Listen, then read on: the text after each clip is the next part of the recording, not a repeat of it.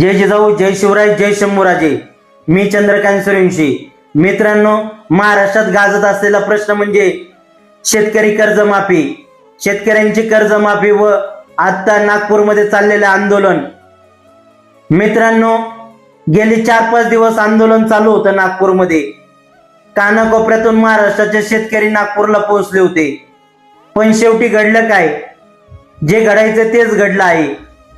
आज बच्चू कडू व त्यांच्या सहकारी यांनी मुख्यमंत्री यांच्यासोबत बैठक घेतली व त्या बैठकीत मुख्यमंत्र्यांनी आश्वासन काय दिलंय तर 8 महिन्याचं आश्वासन दिलं आहे. 8 महिन्याने आम्ही कर्जमाफी करू, अहवाल येईल व मग कर्जमाफी करू.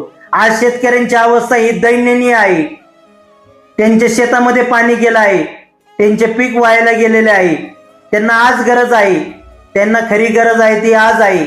आणि तुम्ही जर 8 महिन्यांनी मदत करत असाल तर त्याचा उपयोग होणार नाही. मित्रांनो, एक उदाहरण सांगतो.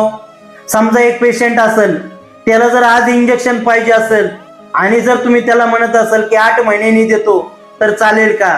हीच अवस्था ही आज आपल्या महाराष्ट्रातील शेतकऱ्यांची झाली आहे आणि अशीच फसवणूक शेतकऱ्यांची झाली आहे.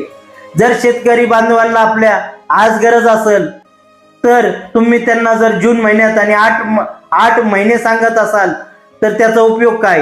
कारण आज आपल्या शेतकरी बांधवांचं भरपूर प्रमाणात नुकसान झालेलं आहे.